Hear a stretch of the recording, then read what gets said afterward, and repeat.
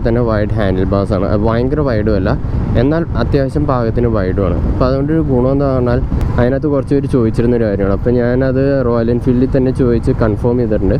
ഇപ്പോൾ സംഭവം എന്ന് പറഞ്ഞാൽ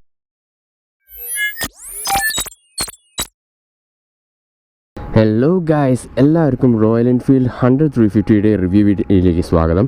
അങ്ങനെ ഒരു ചെറിയൊരു ഗ്യാപ്പിന് ശേഷമാണ് ഞാനിപ്പോൾ വന്നിരിക്കുന്നത്. അപ്പോൾ ഇതിന് മുന്നേ ഞാൻ ഇവൻ്റെ ഒരു ചെറിയൊരു ഫസ്റ്റ് ഇംപ്രഷൻ വീഡിയോ ചെയ്തിട്ടുണ്ടായിരുന്നു. Hope you guys saw that. അപ്പോൾ ഞാൻ അതിനകത്ത് ഇതിൻ്റെ ഒരു എന്താ പറയുക സ്പെക്ക് കാര്യങ്ങളൊക്കെ പറ്റി അത്യാവശ്യം പറഞ്ഞേക്കണുണ്ട്, എല്ലാ വാക്കറൗണ്ട് കാര്യങ്ങളൊക്കെ ചെയ്തേക്കണുണ്ട്. ഞാൻ ഇതിൻ്റെ സ്പെക്ക് വിശേഷങ്ങളെ പറ്റി അധികം പറയുന്നില്ല, മറിച്ച് എൻ്റെ സിറ്റി റൈഡ് എങ്ങനെയുണ്ട്, അതേപോലെ ഹൈവേ കാര്യങ്ങളൊക്കെ പറ്റിയാണ് മെയിനായിട്ട് ഞാൻ ഇതിനകത്ത് പറയുന്നത്. അപ്പോൾ ഞാൻ അധികം വെച്ച് താമസിക്കുന്നില്ല. അപ്പോൾ ഇതാണ് നമ്മുടെ വണ്ടി. ഇതെന്ന് പറയുന്നത് ഡാപ്പർ ഗ്രേ എന്ന് പറഞ്ഞൊരു മോഡലാണ്. അത്യാവശ്യം നല്ല സ്റ്റൈലിഷ് ആയിട്ടുള്ളൊരു വണ്ടി തന്നെയാണ് കേട്ടോ. എന്താ പറയുക, റോഡ് പ്രസൻസ് ഉണ്ട്. അത്യാവശ്യം എവിടെ പോയാലും ആൾക്കാരൊക്കെ ഒന്ന് നോക്കുന്നുണ്ട്. അതേപോലെ തന്നെ ഇവനെ എവിടെയൊക്കെ കൊണ്ടുപോയാലും അത്യാവശ്യം ആൾക്കാർ, അതായത് ഏജ്ഡ് ആയിട്ടുള്ള ആൾക്കാരാണെങ്കിലും ചെറുപ്പക്കാരാണെങ്കിലും എൻ്റെ അടുത്ത് ചോദിക്കുന്നൊരു കാര്യം, ഇത് ഏതാ മോഡൽ, എത്രയാണ് ഇതിൻ്റെ റേറ്റ്, എങ്ങനെയാണ് മൈലേജ്, പവർ കാര്യങ്ങൾ എങ്ങനെയൊക്കെയാണ് പ്രായമായിട്ടുള്ളവർ വരെയും ചോദിക്കുന്നുണ്ട്. അതാണ് എന്നെ അതിശയിപ്പിച്ചിട്ടുള്ളൊരു കാര്യം. സോ അത്യാവശ്യം അട്രാക്റ്റീവ് ആയിട്ടുള്ളൊരു മോഡൽ തന്നെയാണ് റോയൽ എൻഫീൽഡ് ഇത്തവണ ഇറക്കിയത്. എന്താ പറയുക, ഒരു കളം മാറ്റി ചവിട്ടുക എന്നൊക്കെ പറയില്ലേ, ആ രീതിക്കാണ് അവർ ഇത്തവണ കളിച്ചിരിക്കുന്നത്.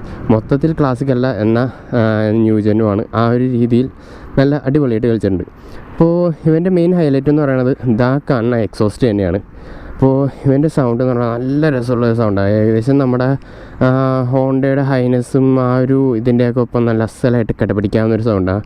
ഒപ്പം നമ്മുടെ മറന്നുപോയ അല്ലെങ്കിൽ മുമ്പ് നമ്മൾ കണ്ടിട്ടുള്ള നമ്മുടെ റോയൽ എൻഫീൽഡിൻ്റെ ആ ഒരു തമ്പ് പരിപാടി നമുക്ക് ഇതിനകത്ത് അത്യാവശ്യം നന്നായിട്ട് കിട്ടുന്നുണ്ട്. അതുകൊണ്ട് തന്നെ നമ്മളിപ്പോൾ ഓടിക്കുമ്പോൾ നമ്മൾ മാച്ച് ചെയ്യുമ്പോഴാണെങ്കിലും നല്ല രസമായിട്ട് നമുക്ക് എൻജോയ് ചെയ്യാൻ പറ്റും. ആൻഡ് വണ്ടി ഭയങ്കര ഷോർട്ട് വീൽ ബേസ് ആണ്. സോ ഗ്രൗണ്ട് ക്ലിയറൻസ് നമുക്ക് അങ്ങനെ വലിയ ഇഷ്യൂ ഒന്നുമല്ല. ഞാൻ അത്യാവശ്യം പല തരത്തിലുള്ള പല സൈസിലുള്ള ഹമ്പുകളിലൊക്കെ എടുത്തു നോക്കിയിട്ടും ഇതിൻ്റെ ഗ്രൗണ്ട് ക്ലിയറൻസ് കുറവ് പോലെ തോന്നിക്കുന്നുണ്ടെങ്കിലും എനിക്കിതുവരെ ആ ഒരു അടി തട്ടുന്ന ഇഷ്യോ കാര്യങ്ങളൊന്നും ഉണ്ടായില്ല. അതിൻ്റെ മെയിൻ റീസൺ ആ ഒരു എന്താ പറയുക വീൽ ബേസ് കുറവ് എന്നുള്ള ഇത് തന്നെയാണ്. അപ്പോൾ ഞാൻ ഇതിൻ്റെ സൗണ്ടും ജസ്റ്റ് കേൾപ്പിച്ചിട്ട് ഞാൻ തുടങ്ങാം. അധികം നേരം വെക്കുന്നില്ല, അത്യാവശ്യം നല്ല വെയിലും കാര്യങ്ങളൊക്കെ തുടങ്ങിയിട്ടുണ്ട്. അപ്പോൾ ഇതിനൊക്കെ വരുന്ന റോട്ടറി സ്വിച്ചും കാര്യങ്ങളൊക്കെയാണ്. എന്നോട് യൂസ്ഡ് ആവാൻ ഞാൻ ഇത്തിരി പാടുപെട്ടിട്ടുണ്ട്.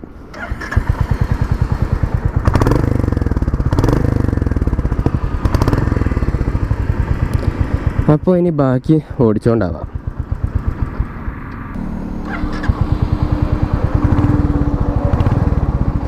Okay, here we go.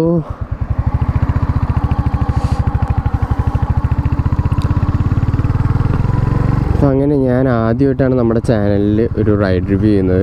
Initially ഞാൻ എൻ്റെ ആ ഒരു ഫസ്റ്റ് ഇംപ്രഷൻ വീഡിയോയിൽ തന്നെ ജസ്റ്റ് മെൻഷൻ ചെയ്തിട്ടുണ്ടായിരുന്നു കഴിയുന്നതും ഇതിൻ്റെ ഇത് ചെയ്യാൻ. അപ്പോൾ അതിൻ്റെ ഒരു തക്കെടുത്ത അരിയുടെ വിലകളിലൊക്കെ ആയിരുന്നു അതിൻ്റെ ഒന്ന് റെഡിയാക്കി എടുക്കാനുള്ള പരിപാടിയിലായതുകൊണ്ടാണ് നമ്മളൊരു ഡീറ്റെയിൽ റിവ്യൂവിന് വരാൻ ഒരു ചെറിയൊരു ഡിലേ ഉണ്ടായത്.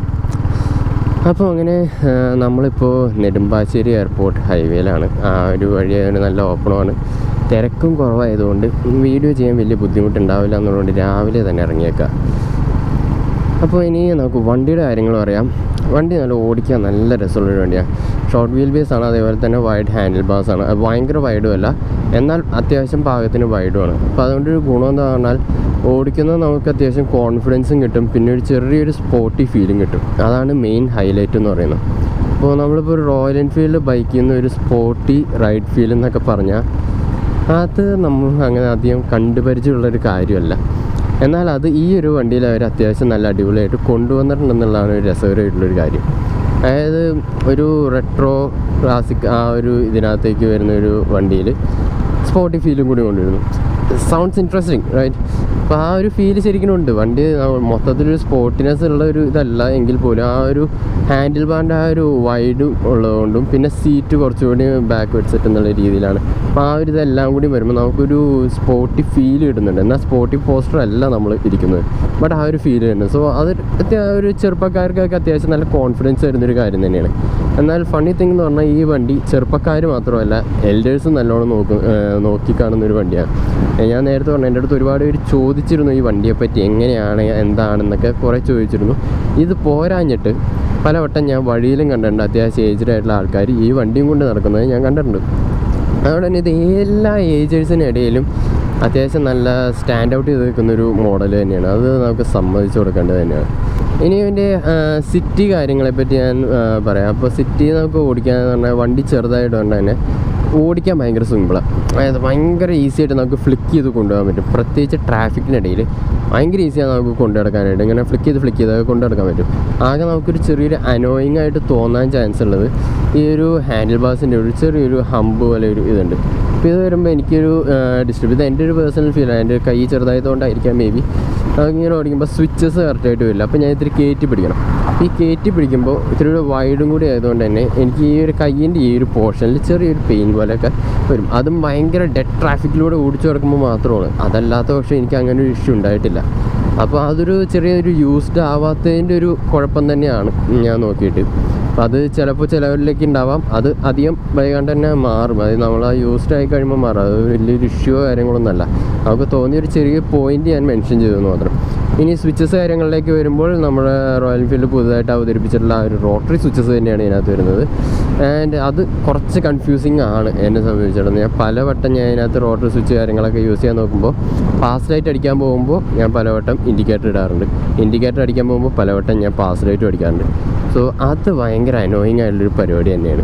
അതിനകത്ത് നമ്മൾ യൂസ്ഡ് ആവേണ്ടതുണ്ട്. ഇപ്പോൾ എനിക്കൊരു കുഴപ്പമില്ല. ഇപ്പോൾ ഞാൻ നല്ല യൂസ്ഡ് ആയതുകൊണ്ട്.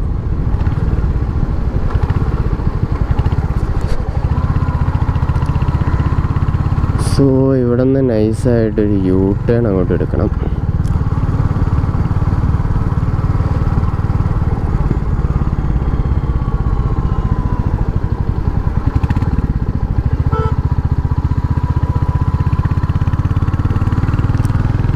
അപ്പോൾ യൂ ടേൺ എടുത്ത സാഹചര്യത്തിൽ ഞാൻ എൻ്റെ കോർണറിങ്ങിനെ പറ്റി പറയാം.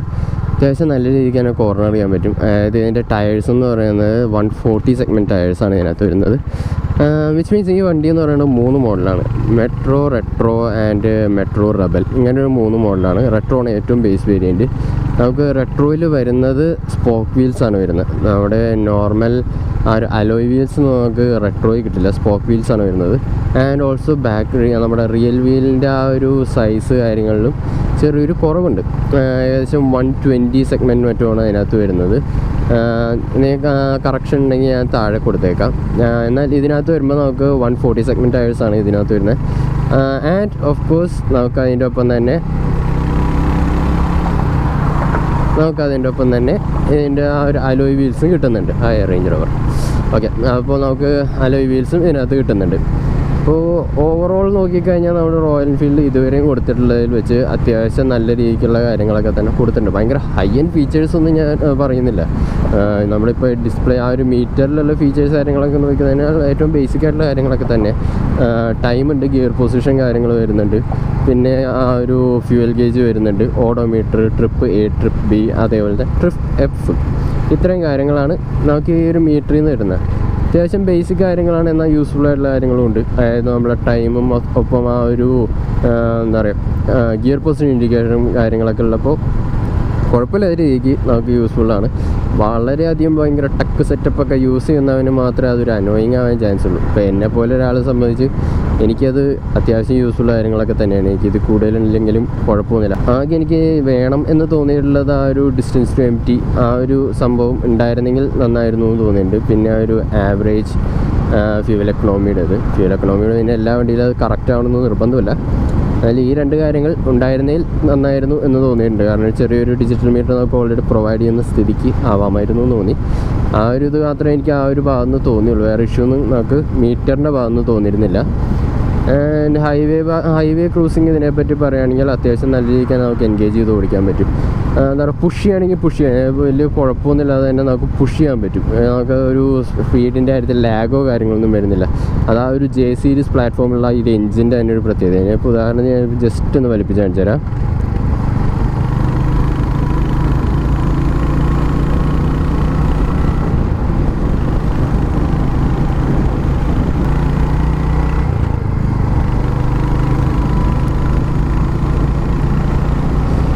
വളരെ ക്വിക്കായിട്ട് നല്ല പവർ വരുന്നത്. എന്നാൽ നമുക്ക് അതിനനുസരിച്ച് നമ്മൾ അത്യാവശ്യം നമ്മുടെ ഇവിടുത്തെ റോഡുകൾക്ക് വേണ്ട പവർ കാര്യങ്ങളൊക്കെ ഈ വണ്ടിയിൽ നിന്ന് കിട്ടുന്നുണ്ട്. ഏകദേശം 21 ഹോഴ്സ് പവറാണ് ഈ ഒരു എഞ്ചിൻ പ്രൊവൈഡ് ചെയ്യുന്നത്. 27 Nm ടോർക്കുമാണ് കിട്ടുന്നത്. അപ്പോൾ ആ ഒരു പവറും ടോർക്കിനൊക്കെ വെച്ച് നോക്കുമ്പോൾ അത്യാവശ്യം റെസ്പോൺസീവ് ആയിട്ടുള്ളൊരു എഞ്ചിൻ തന്നെയാണ് നമുക്ക് ഈ ഒരു ജെ സീരീസ് പ്ലാറ്റ്ഫോമിൽ നമുക്ക് കിട്ടുന്ന ഇപ്പോഴത്തെ നമ്മുടെ റോയൽ എൻഫീൽഡ് ക്ലാസിക്കിൻ്റെയും ഈ ഒരു മെറ്റിയോർ 100 യൂസ് ചെയ്യുന്ന ഒരു എഞ്ചിൻ എന്ന് പറയുന്നത്.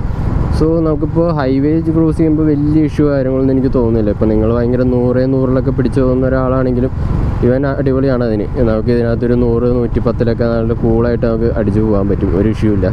അതായത് മറ്റ് ഇപ്പോൾ ക്ലാസിക്, അതേപോലെ ബുള്ളറ്റ്, സ്റ്റാൻഡേർഡ്, പിന്നെ മെറ്റിയോർ, ഇതൊക്കെ വെച്ച് നോക്കുമ്പോൾ ഇതിനകത്ത് നമുക്ക് കൂളായിട്ട് 100 പിടിച്ചു പോകാൻ പറ്റും. അത്യാവശ്യം നല്ല കേപ്പബിൾ ആയിട്ടുള്ളൊരു വണ്ടി തന്നെയാണ് 100 എടുക്കാൻ. കാരണം വെയിറ്റ് കുറവാണ്, അതൊരു വലിയൊരു ഹൈലൈറ്റാണ്. നമ്മുടെ റോയൽ എൻഫീൽഡ് വണ്ടികളിൽ കാണാത്തൊരു കാര്യമാണ് വെയ്റ്റ്ലെസ് എന്ന് പറയുന്ന കാര്യം. ഭയങ്കര വെയിറ്റ് കുറവെന്നല്ല ഞാൻ ഉദ്ദേശിക്കുന്നത്, ബട്ട് സ്റ്റിൽ നമുക്കൊരു 170-180 ആ ഒരു റേഞ്ചിൽ നമുക്ക് വെയിറ്റ് വരുന്നുള്ളൂ. ഇപ്പോൾ നോർമൽ റോയൽ എൻഫീൽഡ് വണ്ടികൾ എന്ന് പറയുന്നത് 195, 98, 100, 200 വെയിറ്റ് കാര്യങ്ങളൊക്കെ വരുന്നത് ഒരുവിധം എല്ലാ വണ്ടികളും. എന്നാൽ ഇവനിൽ നമുക്ക് 181 ആണ് ഈ ഒരു മോഡലിൻ്റെ, അതായത് ഈ ഒരു മെട്രോ ആൻഡ് മെട്രോ റെബൽ എന്ന് പറഞ്ഞ ഈ 2 മോഡലിൽ നമുക്ക് കിട്ടുന്ന ആ ഒരു വെയിറ്റ് എന്ന് പറയുന്നത് ആ 181 ആ റേഞ്ചാണ്. നമ്മുടെ മെട്രോയിൽ റെട്രോ എന്ന് പറയുന്ന ആ ഒരു മോഡൽ, അതായത് ഏറ്റവും ബേസ് വേരിയൻറ്റിൽ ഏകദേശം 174 മറ്റുമാണ് അതിൻ്റെ ഒരു വെയിറ്റ് വരുന്നത്. സോ കമ്പാരിറ്റീവ്ലി വളരെയധികം വെയിറ്റ് കുറവ് തന്നെയാണ്, അത് നമുക്ക് സമ്മതിച്ച് പോയിട്ടൊരു. ഇനി അതിൻ്റെ ബാക്കി കാര്യങ്ങളൊക്കെ നോക്കുകയാണെങ്കിൽ, ഇതിപ്പോൾ ഇതിൻ്റെ ക്ലച്ച് കാര്യങ്ങളൊക്കെ വരുമ്പോൾ ക്ലച്ച് അത്യാവശ്യം ഒരു ആവറേജ് രീതിക്ക് സോഫ്റ്റ് എന്ന് പറയാം. ഒരു ആവറേജ് ഞാൻ പറയുന്നത് ഭയങ്കര സോഫ്റ്റ് അല്ല, എന്നാൽ ഭയങ്കര ഹാർഡ് അല്ല താനും. എന്നാൽ നമ്മൾ ഡെഡ് ട്രാഫിലൊക്കെ പോകുമ്പോൾ ചെറിയ രീതിക്കൊന്ന് സോഫ്റ്റ് ആയിരുന്നെങ്കിൽ എന്ന് തോന്നും. ആ ഒരു ചെറിയ ഭയങ്കര ലൈറ്റ് ഉണ്ട് ആ ഒരു ഭാഗത്ത്. എന്നാൽ സെയിം ടൈം നമുക്ക് ആ ഒരു അഡ്ജസ്റ്റ് ചെയ്യാവുന്ന സെറ്റപ്പും കാര്യങ്ങളൊക്കെ വരുന്നുണ്ട്. സോ ഓവറോൾ നോക്കിക്കഴിഞ്ഞാൽ അത്യാവശ്യം കുഴപ്പമില്ലാത്തൊരു സെറ്റപ്പ് തന്നെയാണ് നമുക്ക് ഈ ഒരു വണ്ടിയിൽ അവർ ചെയ്തിരിക്കുന്നത്. ക്വാളിറ്റി വൈസ് ആയാലും പെയിൻറ്റ് സ്കീമൊക്കെ നല്ല അടിപൊളി പെയിൻറ്റ് സ്കീമാണ്. നമുക്ക് ഇഷ്ടം പോലെ കളർ സ്കീംസ് വരുന്നുണ്ട്. അതായത് നമുക്കിപ്പോൾ നിങ്ങൾക്ക് പല പല വെറൈറ്റി കളേഴ്സാണ് വേണ്ടതെന്നുണ്ടെങ്കിൽ പല തരത്തിലുള്ള വെറൈറ്റി കളേഴ്സ് നമുക്ക് ഇതിനകത്ത് അവൈലബിൾ ആയിട്ടുണ്ട്. ആൻഡ് ഇതിനകത്ത് പിന്നെ ഒരു പോയിൻ്റ് പറയാനുള്ളത് നമ്മളുടെ റിയർ ബ്രേക്കിൻ്റെ കാര്യമാണ്. അത് ഞാൻ മറ്റേ ഫസ്റ്റ് ഇംപ്രഷൻ വീഡിയോ ചെയ്തപ്പോൾ അതിനകത്ത് കുറച്ച് പേര് ചോദിച്ചിരുന്നൊരു കാര്യമാണ്. അപ്പോൾ ഞാനത് റോയൽ എൻഫീൽഡിൽ തന്നെ ചോദിച്ച് കൺഫേം ചെയ്തിട്ടുണ്ട്.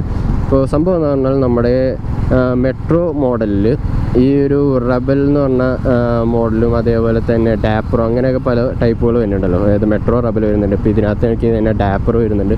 പിന്നെ മെയിൻ വ്യത്യാസം എന്ന് പറയുന്നത് ഡാപ്പർ ആകുമ്പോൾ നമുക്ക് സിംഗിൾ ടോൺ കളറിൽ കുറച്ച് ഗിമ്മിക്സ് കാര്യങ്ങളൊക്കെ തന്നുകൊണ്ടാണ് വരുന്നത്.